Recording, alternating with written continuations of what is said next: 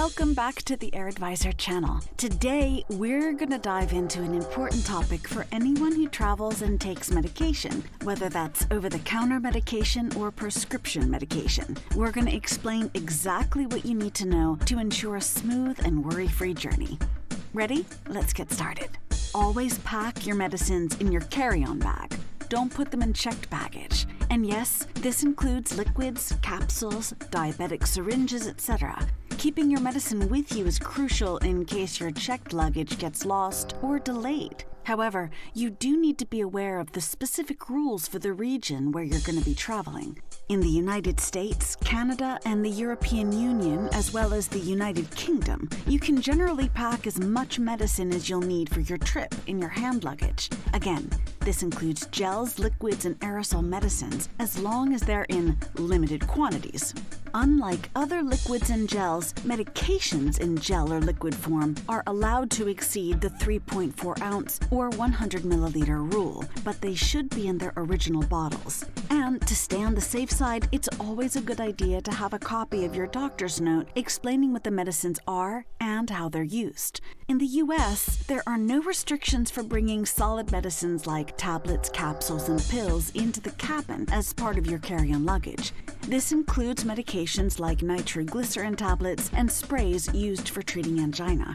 But be aware that all medicine in your hand luggage must go through security screening, usually involving an X-ray machine. So if for some reason you don't want your medication exposed to X-ray, you can always ask the TSA or security agent to do a visual screening instead.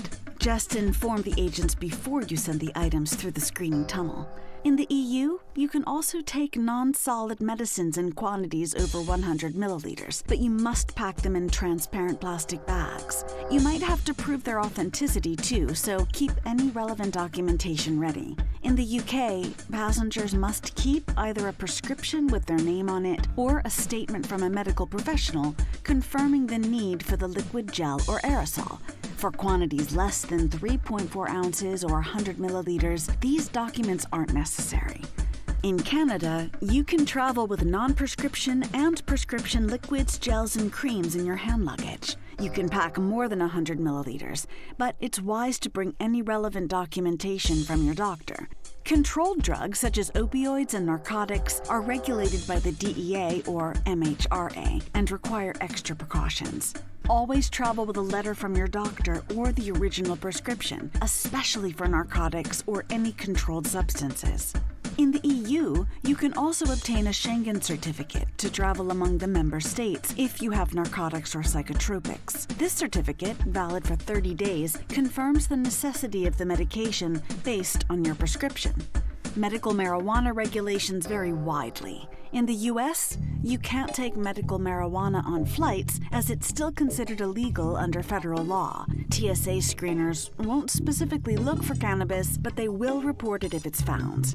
Within the EU, each country has its own laws for marijuana, but it's generally prohibited on flights. For example, in France, you can travel with medical cannabis if you have proper documentation. Germany allows a 30-day supply with an authenticated certificate.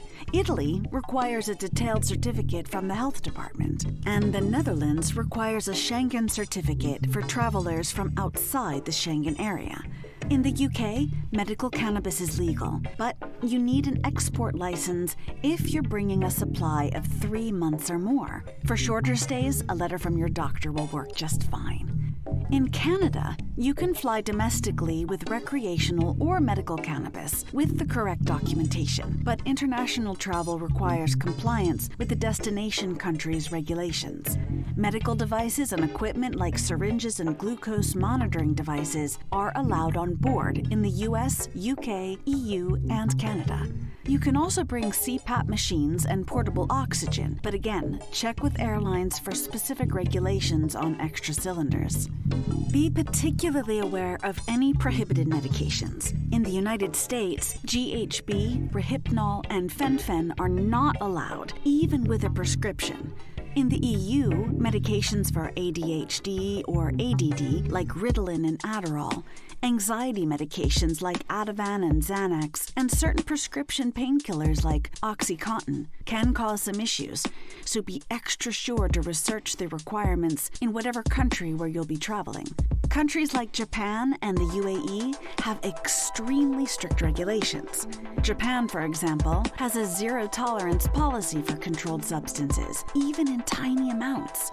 In the UAE, even common over-the-counter and prescription medications are banned, so always check the most current list of banned substances before you start packing and traveling. And generally, it's just a good idea to consult the Ministry of Health website for whatever your destination country and check travel advisory websites for updated information. And again, to avoid issues during travel, always carry your medications in your carry-on bag. This ensures that you have access to them during flight delays or cancellations. Just keep them in their original packaging and bring extra for the duration of your trip. For more detailed information on traveling with medication, just head over to our blog. You can find the link in the description. I hope this has helped answer your questions about flying with medications. So if you found this helpful, please consider sharing it, like, subscribe, and all that good stuff. Until next time, safe travels.